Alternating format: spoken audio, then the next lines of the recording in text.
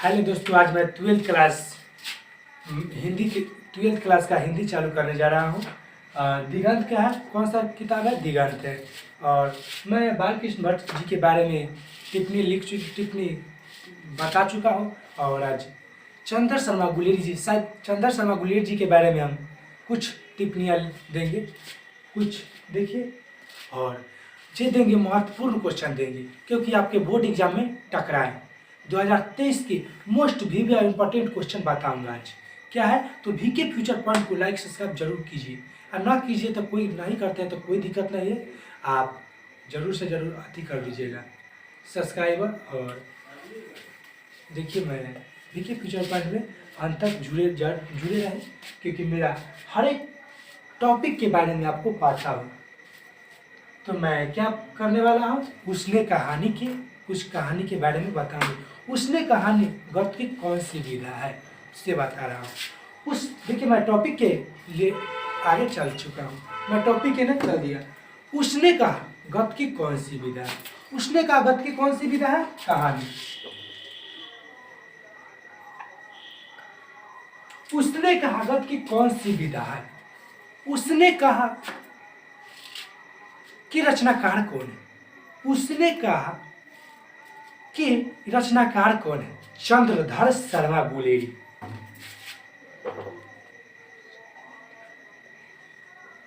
चंद्रधर शर्मा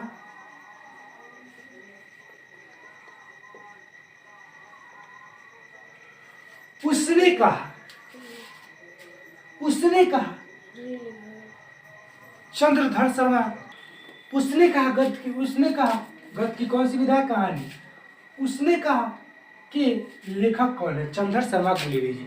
अब पूछेगा चंद्रधर शर्मा गुलेरी जी का उपनाम क्या है? चंद्रधर शर्मा गुलेरी जी का उपनाम क्या है? तो गुलेरी। क्या है? गुलेरी। तो अब एक और बात पूछ सकता है, क्या तो चंद्रधर शर्मा गुलेरी जी का जन्म स्थान कहाँ है? चंद्रधर शर्मा गुलेरी जी का जन्म स्थान क्या है? जयपुर राजस्थान में। कहा? जयपुर राजस्थान। चंद्रधर शर्मा गुलेरी जी का जन्म स्थान क्या है? चंद्रधर शर्मा गुलेरी जी का जन्म स्थान क्या है? जयपुर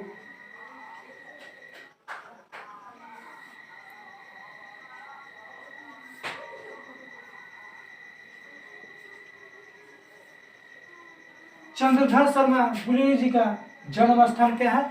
जयपुर राजस्थान में। अब यह पूछ सकता है, यह पूछ सकता है नहीं है, चंद्रधर शर्मा गुलेरी जी का जन्म कब हुआ था? चंद्रधर शर्मा गुलेरी जी का जन्म कब हुआ था? 7 जुलाई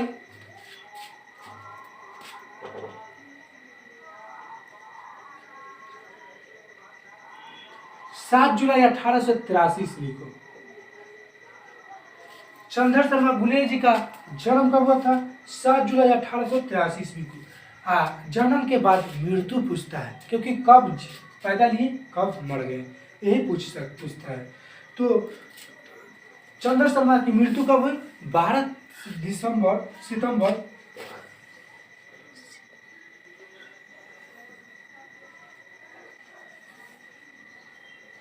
सितंबर 1922 को। चंद्रधर शर्मा गुलेरी जी का जन्म तो 7 जुलाई 1883 ईस्वी को हुआ, और निधन कब हुआ था? 12 सितंबर 1922 ईस्वी को इनको निधन हो गया था। 12 सितंबर 1922 ईस्वी को इनको निधन हो गया था। तो अब आइए, क्या पूछेगा, गुलेरी जी किस गांव के मूल निवास स्थान थे? गुलेरी जी किस गांव के मूल निवास स्थान थे? किस गांव के मूल निवास स्थान थे? गुलेरी कंगड़ा नामक गांव में। गुलेरी कंगड़ा नामक गांव में।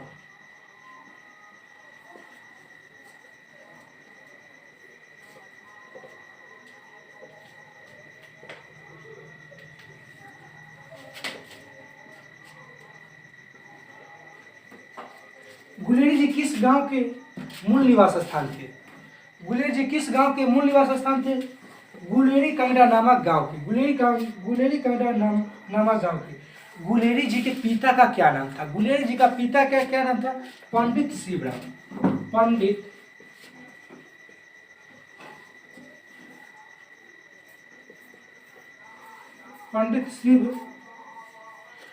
पंडित शिवराम। गुले गुलेरी जी के पिता का क्या नाम था? गुलेरी जी के पिता का क्या नाम था? पंडित शिवराम। अब यह बात समझिए, गुलेरी जी के पिता का नाम था पंडित शिवराम। गुलेरी जी ने बचपन में किस विषय में अध्ययन की थी? गुलेरी जी ने बचपन में किस विषय में अध्ययन की थी? बहुत हिंदी में किए है, बहुत आदमी संस्कृत में किए हैं, इंग्लिश में किए हैं। पहले इंग्लिश में बात नहीं चल रहा था, इसीलिए तो गुलेरी जी पहले किस विषय में अध्ययन की थी? संस्कृत में।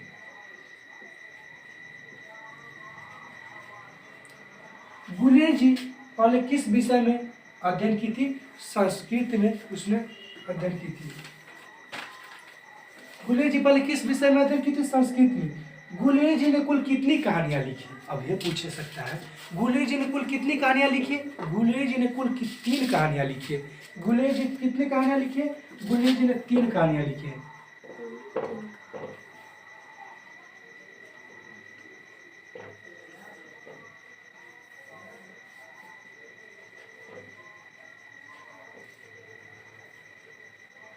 गुलेरी जी कितनी कहानियां लिखी हैं? 3 कहानियां हैं। तीनों कहानी कौन कौन सा है? गुलेरी जी की तीनों कहानी कौन कौन सा है? उसने कहा था,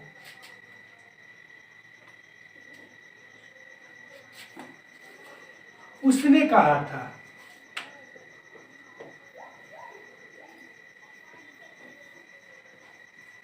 उसने कहा था, सुख में जीवन,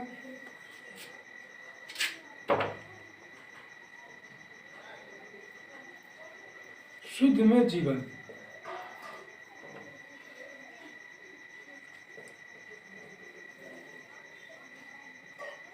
शुद्ध में जीवन। और तीसरा था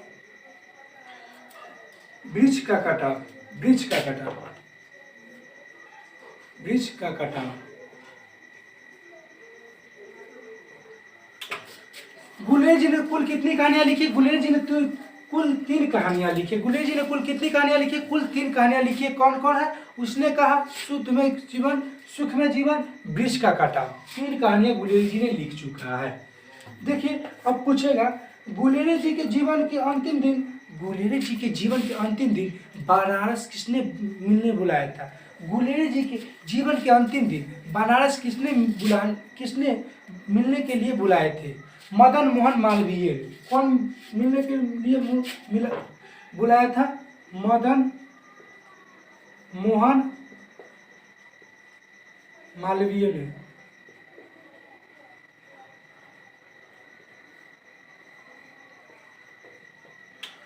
गुलेरी जी को जीवन के अंतिम दिन किसने बनारस मिलने बुलाए थे? किसने बनारस मिलने बुलाए थे? कौन है? मदन मोहन मालवीय। और गुलेरी जी कहाँ के प्रोफेसर रह चुके हैं?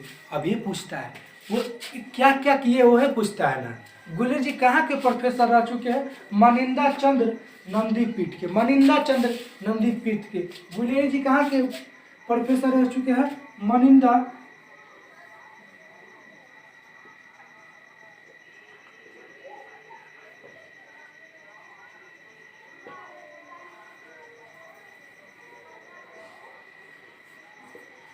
गुलेरी जी कहाँ के प्रोफेसर रह चुके? मनिंदा चंद्र नंदीपीठ के, मनिंदा चंद्र नंदीपीठ के। अब गुलेरी जी किस युग के रचनाकार है? गुलेरी जी किस युग के रचनाकार है? गुलेरी जी द्विवेदी युग के रचनाकार है। किस युग के रचनाकार है? द्विवेदी युग के।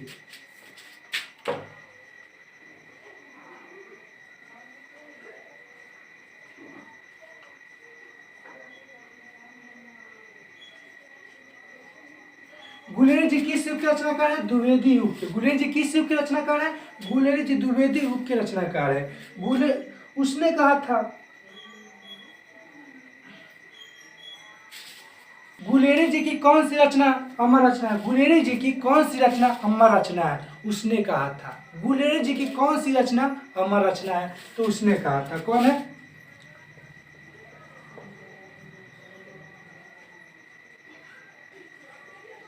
गुलेरी जी की कौन सी रचना अमर रचना है? तो उसने कहा था। कौन कहा था?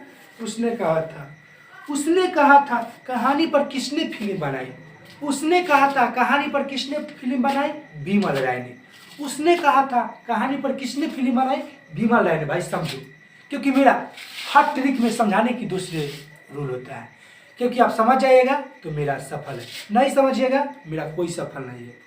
मैं जानता हूँ कि लाइक सब्सक्राइब कब बढ़ता है? लाइक सब्सक्राइब जब मेरे स्टूडेंट को समझ में आए। तो जानते हैं, हम भी जानते हैं, मैं भी करता था कि जब मैं को समझ में आ गया तो मैं उस सर को सब्सक्राइब कर देता था। आपको भी हम मेरा समझ में आ गया, मेरा टॉपिक समझ में आएगा तो आप भी मेरा चैनल को लाइक सब्सक्राइब जरूर कीजिएगा और शेयर भी जरूर कीजिएगा। मेरा अनुभव कर रहा है भाई, दिक्कत नहीं मानना, मैं भी करता था। एक समय था जब मैं भी करता था किसी भी सब्जी को। और मैं उसने कहा था कहानी पर फिल्म किसने बनाई थी? उसने कहा था कहानी पर फिल्म किसने बनाई थी? विमल राय ने।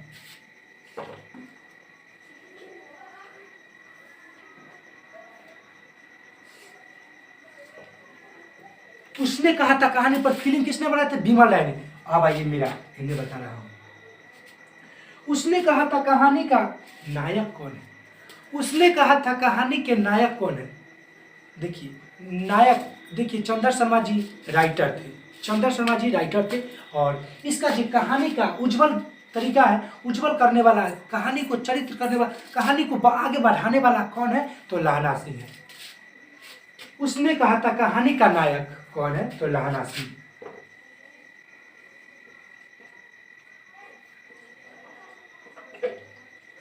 उसने कहा था कहानी का नायक कौन है? तो लहना सिंह। कौन है? तो लहना सिंह। लहना सिंह किस धर्म से? लहना सिंह कौन सा धर्म से थे? लहना सिंह कौन सा धर्म से थे? बताइए आप भी। सिख धर्म से थे। लहना सिंह कौन सा धर्म से थे? सिख।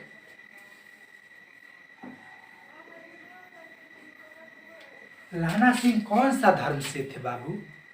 आप समझिए, मेरा यही अनुभव है कि आप समझ जाइएगा मेरा सफल है, आप नहीं समझिएगा मेरा कोई सफल नहीं है। मेरा अनुभव कर रहा है कि आप समझिएगा तब ना मेरा लाइक सब्सक्राइब बढ़ेगा।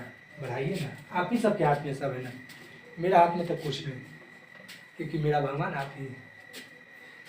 बोधा सिंह के पिता का क्या नाम था? अब देखिए ट्रिक पर ऑब्जेक्टिव है, यही सब्जेक्ट पूछता है। बोधा सिंह के पिता का क्या नाम था?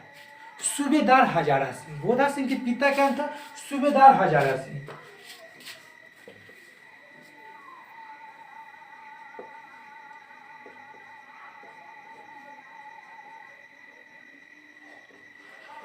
हाँ,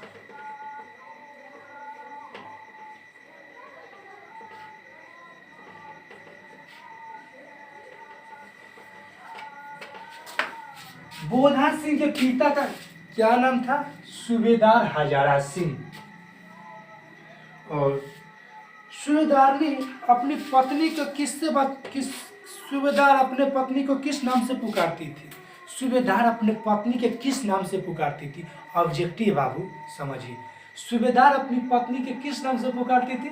सूबेदारनी से। किस नाम से पुकारती थी? सूबेदारनी से। आप भी ताक लीजिएगा, किस नाम से पुकारते थे? सूबेदारनी से।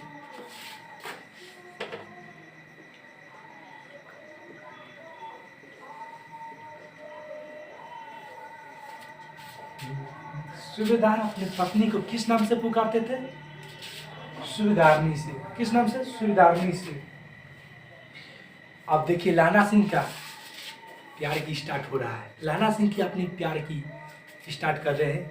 क्या करें? तेरी कुमाई हो गई। क्या करें? तेरी कुमाई हो गई। यह कथन किसका है? यह कथन किस पाठ से उद्धृत है? तेरी कुमाई हो गई, यह कथन किस पाठ से लिया गया है? तेरी कुमाई हो गई, तेरी कुमाई हो गई, तेरा बियाह हो गया, या किसने कहा था, या किस पाठ से लिया गया है, से बताइए। इसने लहना सिंह उसने कहा था कहानी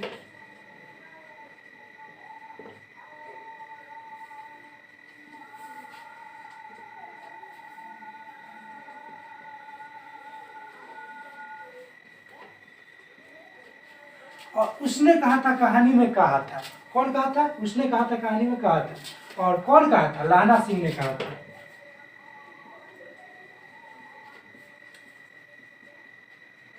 देखिए क्या कहता है, तेरी कुमाई हो गई, तुम्हारी बिया हो गई, तेरी कुमाई हो गई। यह कथन किसका है या किस पाठ से उद्धृत है, किस पाठ से लिया गया है? तो उसने कहा था पाठ से लिया गया है। इसका इसने बोले थे, कौन था, लाना सिंह ने बोले थे कि तुम्हारी बियाह हो गई, तुम्हारा बियाह हो गई।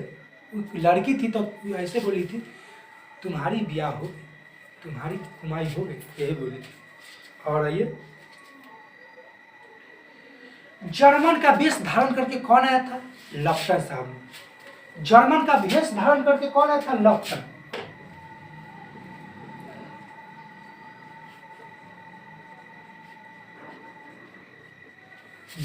जर्मन का वेश धारण करके, जर्मन का वेश धारण करके कौन आए थे? लफ्टन साहब ने आए थे बाबू।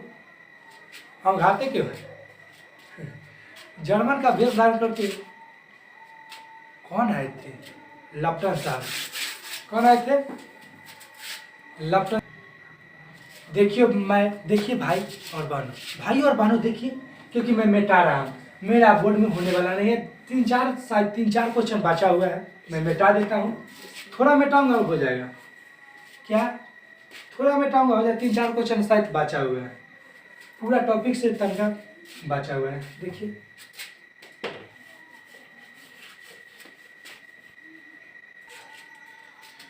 देखिए मिटा दिया हूँ। अब क्या है क्वेश्चन, क्या है? अब देखिए क्या कर रहा है, वजीरा सिंह पानी पिला दो, वजीरा सिंह पानी पिला दो। यह पाठ किस पाठ से लिया गया? यह कथन किसका है? वजीरा सिंह पानी पिला दो, यह कथन किसका या किस पाठ से लिया गया? तो यह कथन उसने कहा था, पाठ से लिया गया था। उसने कहा पाठ से लिया गया और लहना सिंह के द्वारा बोला गया था। किसके द्वारा बोला गया था? क्योंकि लहना सिंह की मृत्यु हो गई थी। कहाँ? युद्ध में उनकी मृत्यु हो गई थी। किसने कहा, क्या कहा था? वजीरा सिंह, वजीरा सिंह पानी पिला दो, वजीरा सिंह पानी पिला दो। यह कथन किस पाठ से उद्धृत है, किस पाठ से लिया गया है, या किसका कथन है, किसका कथन है? तो आप समझिए, खुद ही समझिए। लहना सिंह का है और लहना सिंह का बोला गया है, और लहना सिंह ने बोले थे वजीरा सिंह को, और उसने कहा था पाठ से लिया गया है, उसने कहा था पाठ से लिया गया है।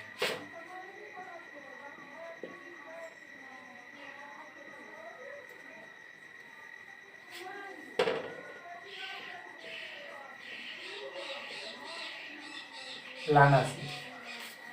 अब क्या है इसे देखिए, लहना सिंह जब पहली बार सूबेदारनी से मिले थे तो उसकी उम्र क्या थी? एक बात सुनिए, जब लहना सिंह सूबेदारनी से मिले थे तो उनकी उम्र क्या थी? तब लहना सिंह का उम्र 12 वर्ष। लहना सिंह का उम्र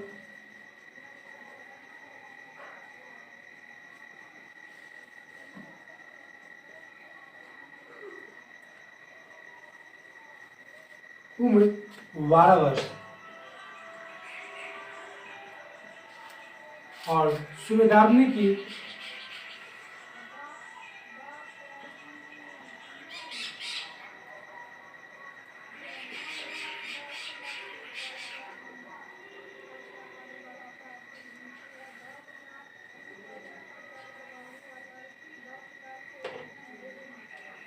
उम्र 8 वर्ष थी। जब लहना सिंह और सूबेदारनी एक बार मिले थे तो कितने वर्ष की थी? लहना सिंह 12 वर्ष और सूबेदारनी 8 वर्षों की थी। लहना सिंह 12 वर्ष और सूबेदारनी 8 वर्षों की थी। तो आप बात सुनिए, उसने कहा था कहानी कहाँ से शुरू होता है? देखिए, जो शुरू वाला टॉपिक है वो अंत में आ गया। उसने कहा था कहानी कहाँ से शुरू होती है? उसने कहा था कहानी कहाँ से शुरू होती? उसने कहा था कहानी अमृतसर के भीड़ बाजार में होती है। भीड़ बाजार में कहाँ होती है? अमृतसर के।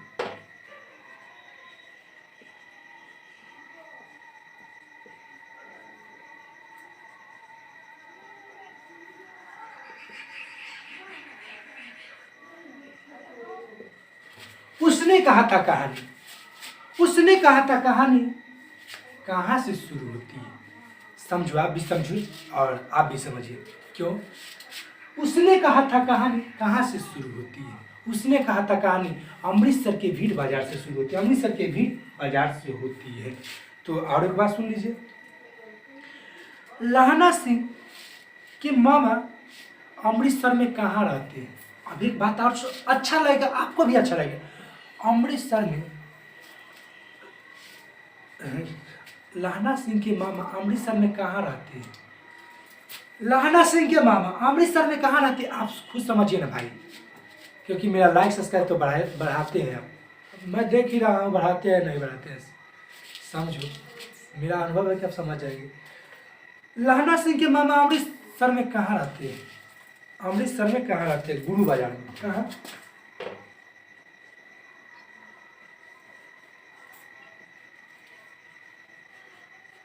लहना सिंह के मामा अमृतसर में कहाँ रहते थे? गुरु बाजार में। गुरु बाजार में रहते हैं, गुरु बाजार में रहते हैं अमृतसर में। लहना सिंह के मामा कहाँ रहते थे? गुरु बाजार में रहते हैं। देखिए, लाइक सब्सक्राइब जरूर कीजिए मेरा